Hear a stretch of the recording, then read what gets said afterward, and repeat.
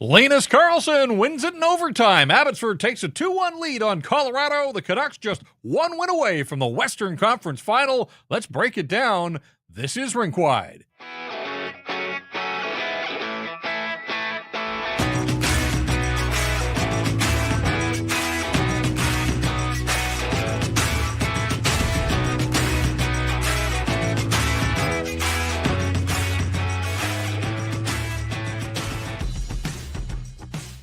And we welcome you inside the Rink Wide Studios in downtown Vancouver as we watched from afar as the Abbotsford Canucks battled back from a 2-1 deficit into the third period. They tied it up, they forced overtime, and late in the first overtime period, Linus Karlsson plays the hero. He digs the puck out of the pile and snaps it home for his fifth goal of the playoffs and his biggest one yet as Abby beats Colorado by a score of 3-2 in overtime to take a 2-1 lead in this best-of-5 series. So Abbotsford now up 2-1. Colorado, the regular season Pacific Division champions, they're on the brink.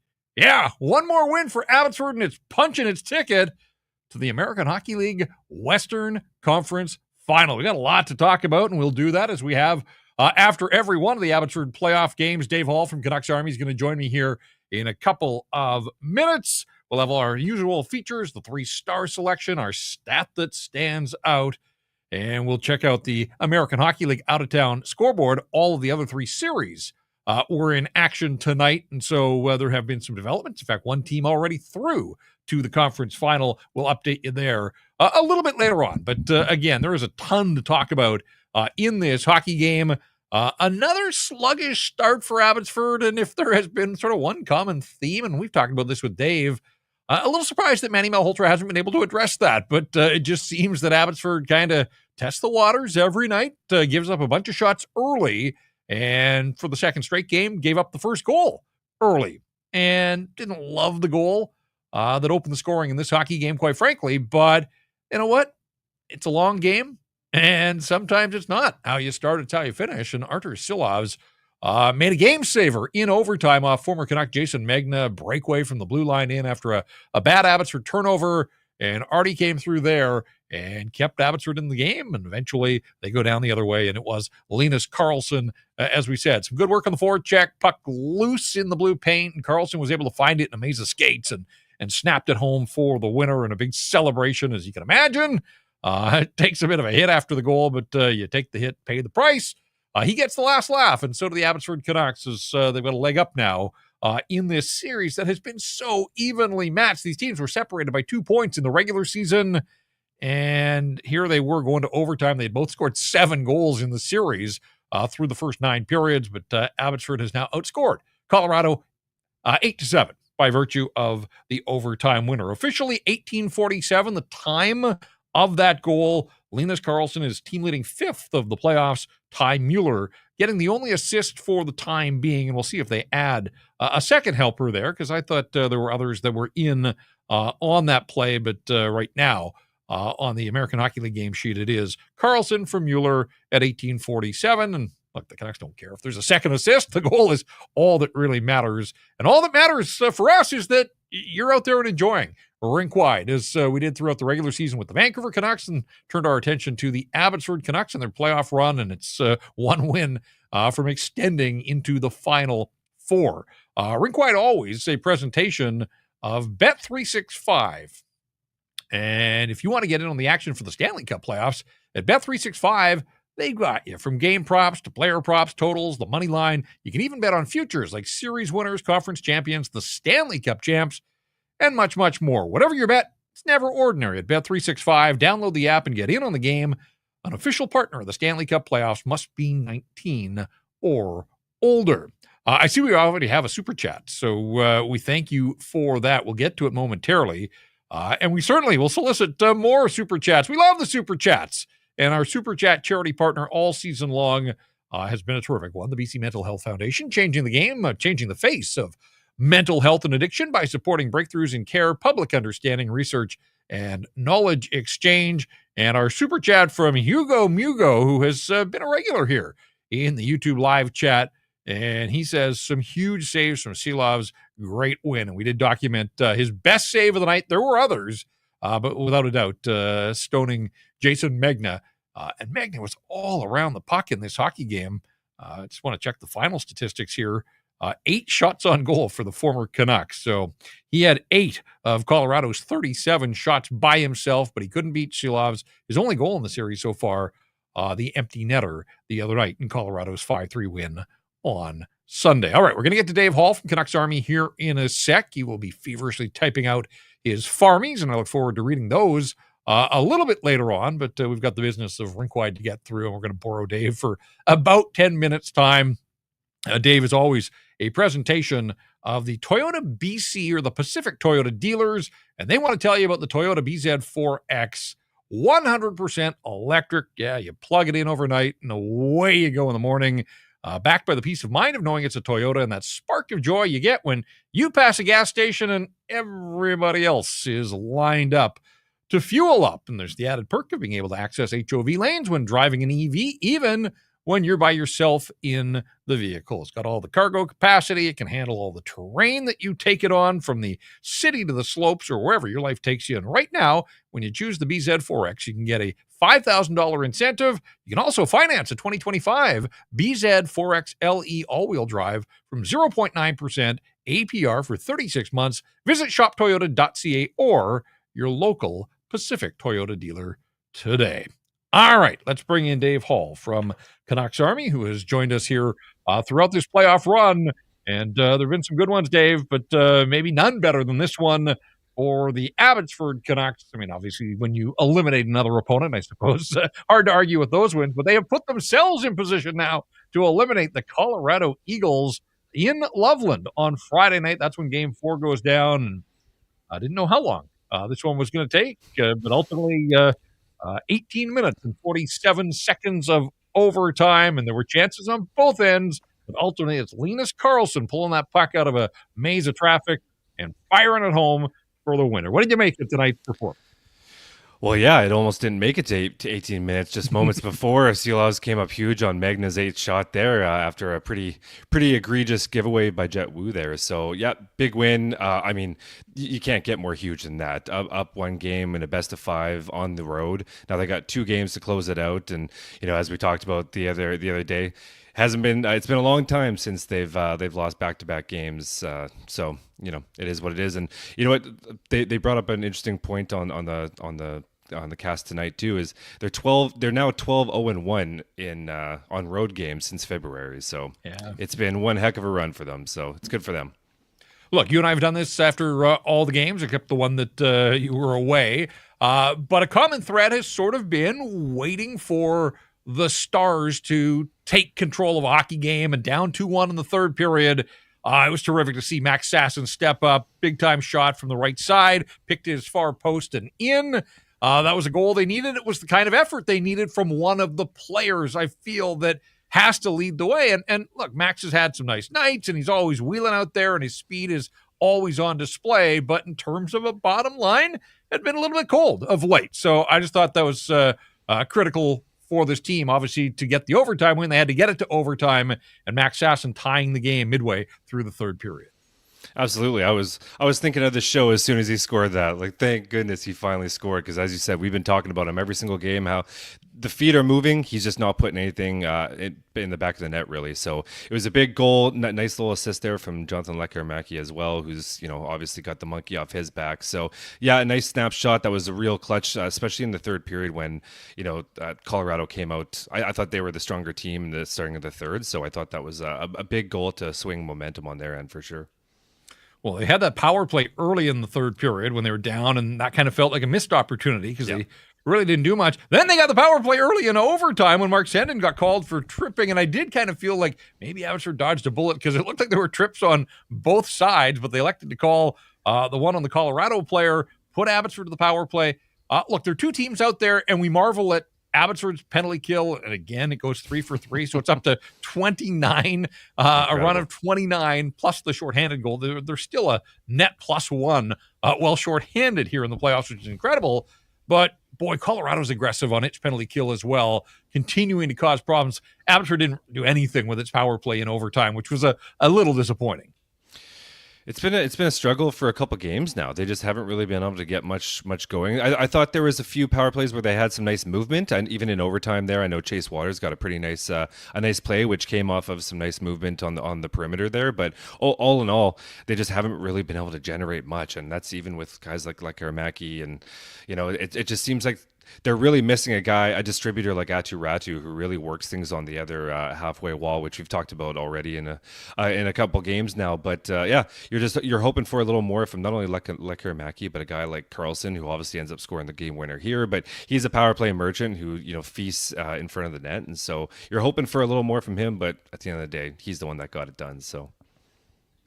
You brought it up the other night. I mentioned it right off the top, but I do want to go back here.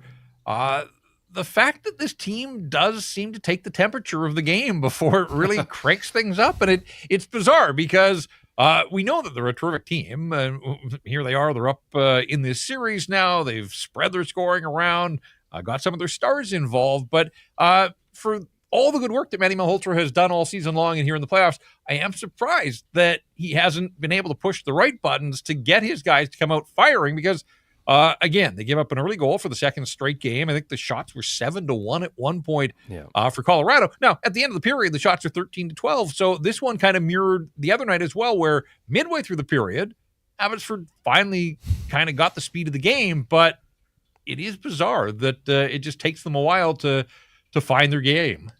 Well, it is bizarre, and tonight it wasn't. Usually, in the past, in pretty much every single game where they've started out slow, it's taken a couple hits to really start generated, typically from a guy like Sammy Blais. But in tonight's game, tonight wasn't even very overly aggressive, and there was no real big hits that really, energized the team in that first period. The momentum swing just never really came. I guess it might have been the power play, but it just all of a sudden you looked over and it was, whatever the shots were, they came up and it was 9-7 for Canucks at one point, or I believe something around there. So I agree with you. I don't really understand why they come out flat almost every single game. Obviously it's still working. They've only lost 2-3 games in the entire playoffs, but at one of these times they're going to have to start out they're going to come out flying, right? So well, the other thing too is, and this was a little bit of a different script for them, and maybe they're emboldened by this penalty kill that's been perfect in the playoffs, but they were playing with fire. Like, again, they're playing the highest scoring team in the American Hockey League. They were undisciplined in the first period. Chase Waters takes a boarding penalty, and he drilled the guy in the numbers. Like, there was no doubt. In fact, I think there was some discussion about whether it warranted more than just 2. And then Nate Smith with a slash, retaliatory slash in the neutral zone late in that first period as well. After Tristan Nielsen had taken a tripping penalty 28 seconds into the hockey game. So 3 times in the first period, Abbotsford players to the penalty box. Again, they've been a pretty disciplined bunch, and they've been outstanding on the penalty kill, but you just wonder, can you keep that perfection going, especially against a team like Colorado that has the ability to put pucks in the net? Yeah, it's a great point. And, they cleaned it up nicely in the second period and the third even as well. But so many penalties. And that third one, Nate Smith, that was just such a bad penalty.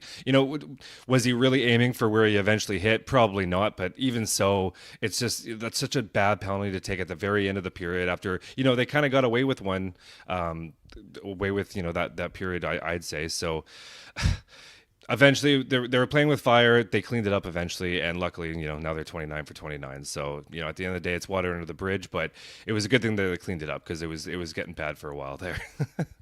Yeah, and I don't know what was said after 20 minutes of play. They're out on the road. We won't ever get those sorts of details. But you're right, and to their credit, the penalty by Smith was the last penalty they took. So they did clean up their act. They were disciplined the rest of the way, and ultimately they get out of Dodge on this night with the overtime victory, and now they set themselves up. They've got 2 cracks to eliminate this Colorado Eagles team. It's not going to be easy. Colorado, best home ice team in the regular season, but Abbotsford had success there in the regular season. They've had success there now tonight, so that has to do a world of good for their confidence as they get back at it on Friday, and then, if necessary, on Monday afternoon. We wondered, we talked about this post-game the other night after the loss. Was the door open for Danila Klimovich to get back in the lineup? That happened, and a little bit of a surprise edition. And again, it's so hard to get injury updates, but it was good to see Christian Wolanin inserted. He takes the place of Kirill Kudratsev, who probably a tough choice for Manny Malhotra, but Wolanin, the crafty veteran that's been through the battles. So he gets back in there as well, picked up an assist on the Victor Mancini goal, and we haven't even talked about that one yet. But what did you make of the lineup changes, and what did you see from either one of those guys that got reinserted? Yeah, I mean, for Klimovich, I believe we even mentioned this exactly last time, is we didn't only want to see him in the lineup, but it was nice to see him get and crack that top six, right? Like, he's just one of those players that just he needs those early touches. He needs to be engaged with everything he's doing. And when he is engaged, he's shown that he can play big time minutes. And so it was nice to see the team actually, put some trust into him and, toss him in there. And in the first period and second period, rather, they had that line of Sammy Blais, him, and Ty Mueller. They had some chances. Sammy Blais almost scored on that one play that Trent Miner kicked out the leg. And so I thought they were flying. I know that Klimovich was eventually demoted a little bit there in the third line, obviously, or the third period, rather. Obviously, Carlson came up and, it proved big, I guess. But I thought it was a good sign, him coming in. And I thought he played well. I mean, there was nothing, amazing that he did. But I just, I thought he definitely earned a spot for next game, in my opinion. And for Christian Rolanen, yeah, it's a tough spot to have to sit Kirill Kudryavtsev, who's been, a pretty big rock on the back end for a rookie this entire season. Really, he's got, I believe it's 4 assists in 8 games. It's a tough call, but at the end of the day, Rolanen's got to come in, and it was instantly noticeable. His transition game, his work on the power play. He's just an AHL veteran offensive defenseman, so it was flawless, his what he brought to the team. So I thought it was an easy one. Credit again, we've talked about it already, credit to Kito Hirose. Maybe earlier this season I thought he would have been the guy to come out, but he's played so well this playoffs that he deserved a spot. And so ultimately it's Kudryavtsev, but he is a rookie, so someone's got to sit. This is one of those nights where I wish we had ice time offhand, because Victor Mancini plays so much, and then you get a game that extends by a period. He scored the first Abbotsford goal. We loved the anticipation to break up the play, the read, and reaction for empty netter the other night. There was a goaltender in the net for this one, but again, just love the heads up play to take the puck down the wall and then drive hard to the net and stick with it. And the puck popped out to Lekkerimäki. His shot finds its way back in front, and there was Mancini to pounce on the loose puck to tie the game at 1.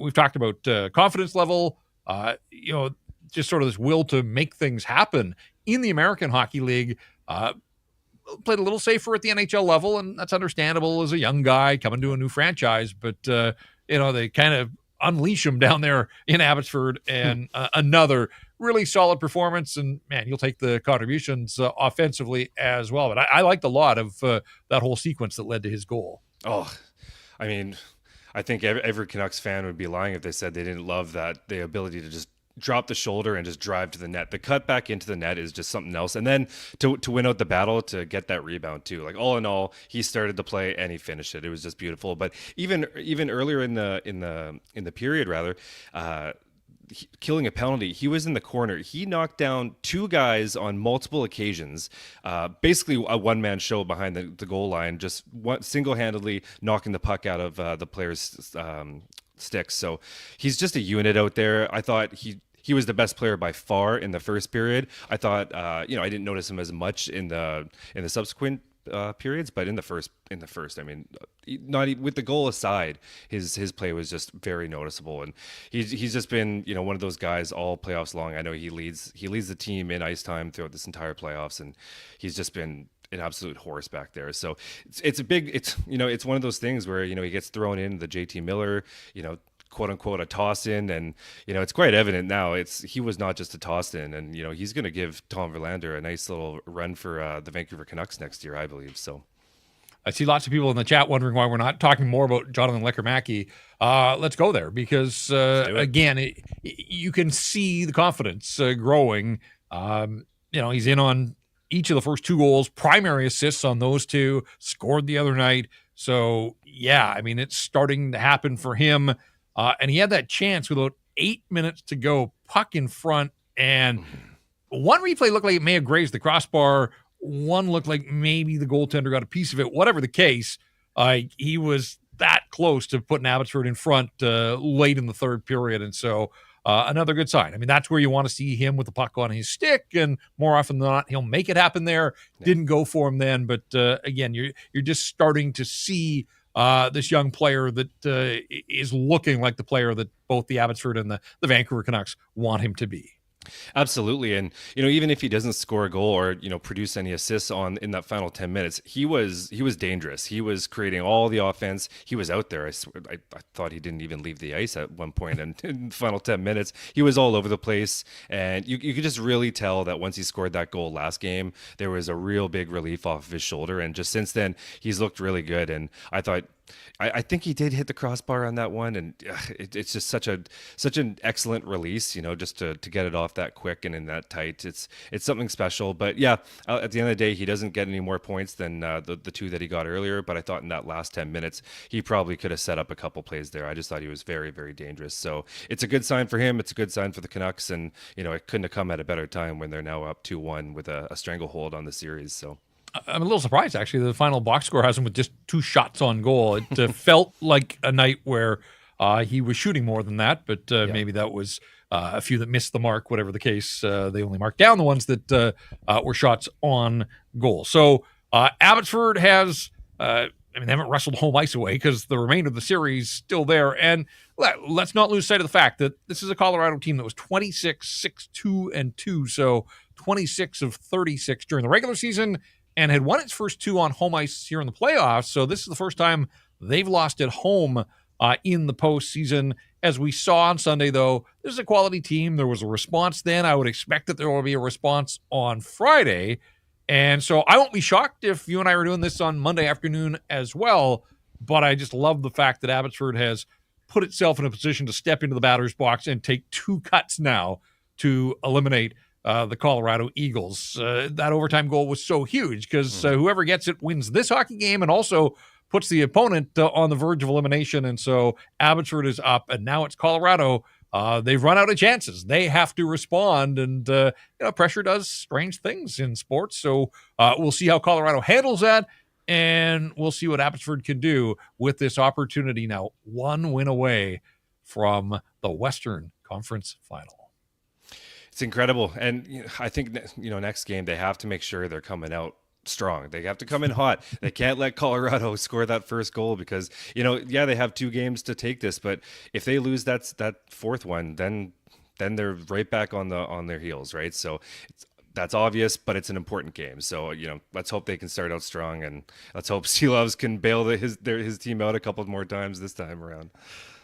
Well, it is funny, the patterns that have emerged here in the playoffs. They've won their opener in all 3 of the series. They've lost game 2 in all 3 of the series, but they have responded and won game 3, eliminated Tucson in the first round, and then rolled to knock out Coachella last round, and here they are now, 1 leg up on Colorado with a 3-2 overtime victory to take a 2-1 lead in this best of 5. And yes, if they do advance, they will start to play best of 7 series in both the conference and the Calder Cup final, if in fact they're able to get there. All right, Dave, been fun as always. It was a fun hockey game.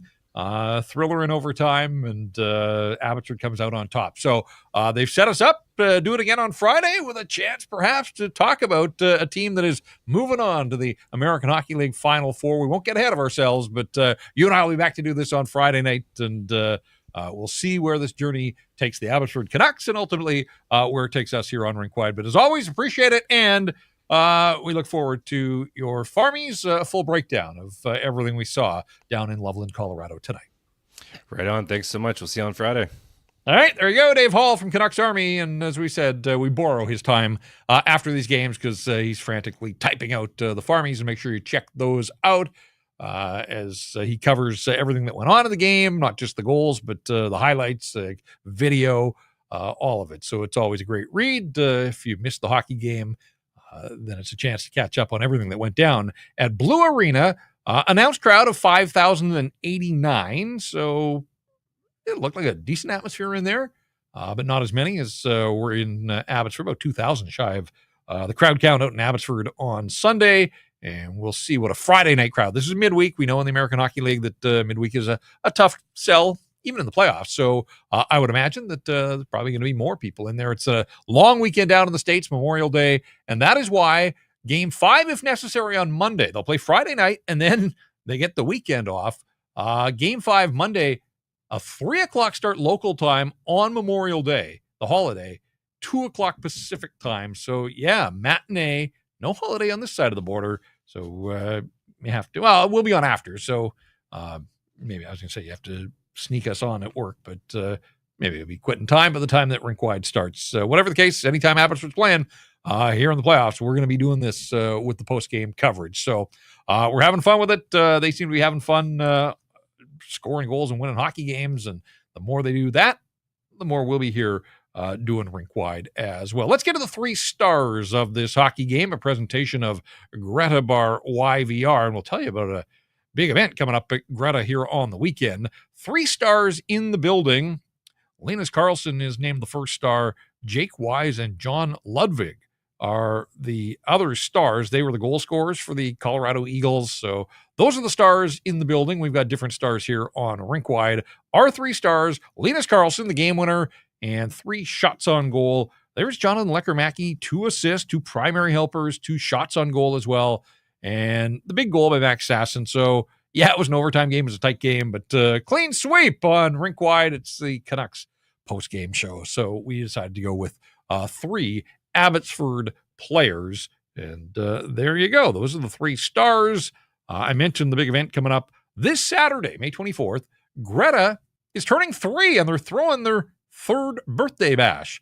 And you're invited to help them celebrate 3 years of Greta, $3 drinks from 8 until 10 o'clock, giveaways, surprises. Be in the room for your chance to win 1 of 10 VIP Greta experiences. And it all takes place this Saturday at Greta, 50 West Cordova, Greta Bar, the place to be. An early happy birthday to the fine folks down at Greta. All right, we do the 3 stars. We also do a stat that stands out here on Rink Wide after every game. And we scratch a little bit beneath the surface, try and come up with something statistical that tells a story, maybe not the story. But you just heard Dave and I talking about Jonathan Lekkerimäki. He's been in on 4 of the last 6 goals that Abbotsford has scored. In fact, before Linus Karlsson scored, it has been 4 of 5, a goal and 3 helpers for a guy that got off to a bit of a slow start here in the playoffs and then missed a couple of games with the adverse reaction to oral surgery, but it's taken him a couple of games to shake off the rust and find his groove. But the former first rounder is starting to look the part here. And so that's a really good sign for him and for the Abbotsford Canucks. And hey, if they're going to eliminate Colorado in advance to take on the winner of Texas and Milwaukee, and we'll update the out-of-town scoreboard in a sec, but they're going to need everybody going. And there's certainly room for improvement. We talked about Max Sasson. Prior to his goal, didn't have a point in 3. Had only scored once in his last 7 hockey games. I didn't get into it with Dave because I kind of feel we go down this road every game, but it is wild that Abbotsford's this far along. Archie Baines has 1 point in his last 7 games. It was an assist. He hasn't scored in 10 games in the playoffs. And quite frankly, didn't notice him at all in this hockey game.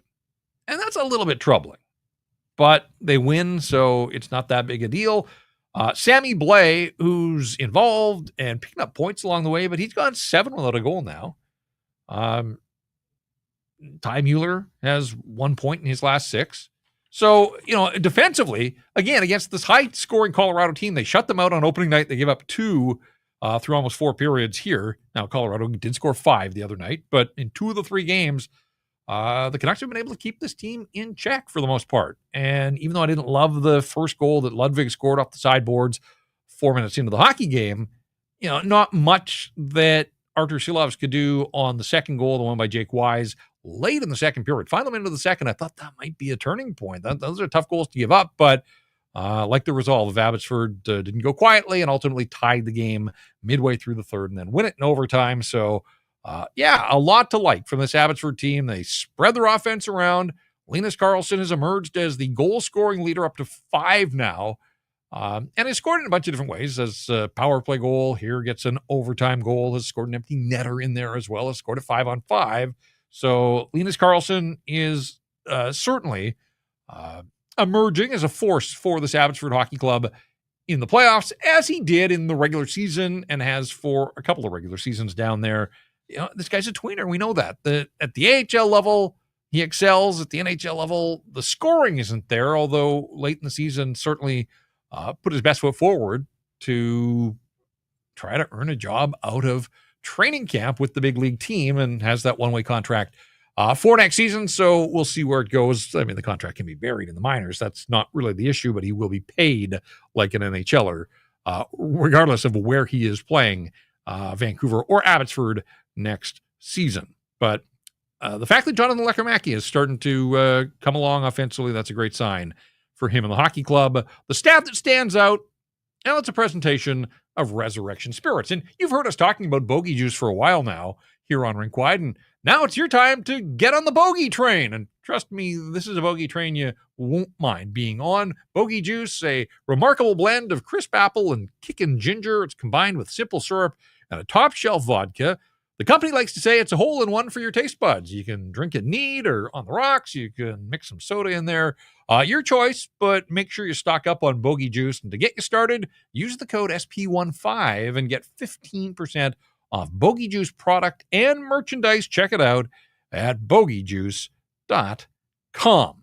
3-2 in overtime. Abby defeats the Colorado Eagles to take a 2-1 lead in this best of 5. So, yeah, these shortened series, you get out in front, and look, Abbotsford has not trailed yet in a playoff series. They have been tied at 1 in all 3 of them, but they found a way to win that next game, and we'll see if they can win the next one now. And if they do, they're punching their ticket to the Western Conference Final. Let's take a look around the Calder Cup playoffs, because all the other series were in action tonight.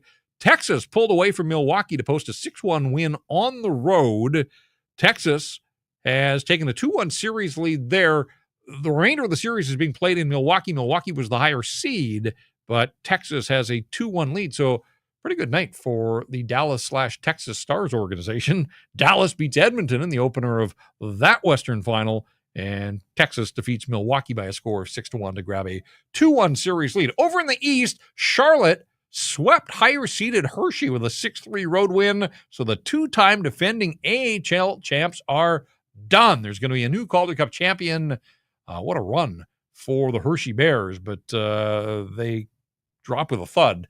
In this round, they get swept. So Charlotte is moving on, and Laval was a 4-1 winner at home tonight, now leads Rochester 2-1. So Abbotsford, Texas, Laval, they're all in the driver's seat, and Charlotte has moved on. By the way, Will Lockwood, former Canuck, was the first star in that Charlotte victory over Hershey. So we ran through some of the familiar names that are still around in these playoffs. Cole Lind scored again for Texas. He's having an incredible run. So, yeah, we'll see where things go. And if the Abbotsford Canucks advance, may see some of these familiar faces along the way. Abbotsford Canucks continuing to roll. The Vancouver Canadians, they've hit a bit of a rough patch in their schedule.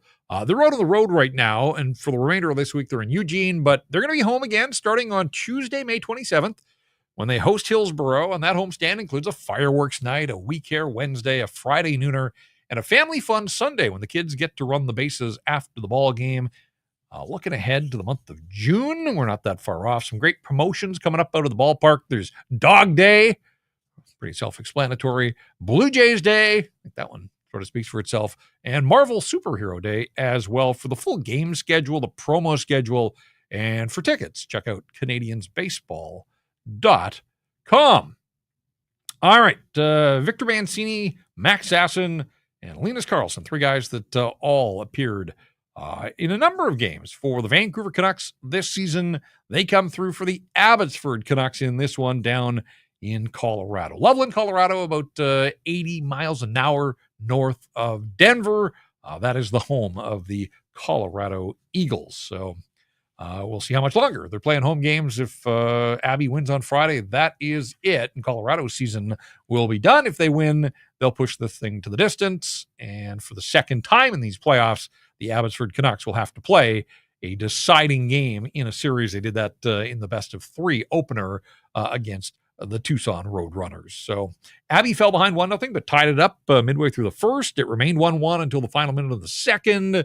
That's when Jake Wise scored. Colorado went in front, and it stayed 2-1 to the middle stages of the third. Max Sasson, with his third of the postseason, set the stage for overtime.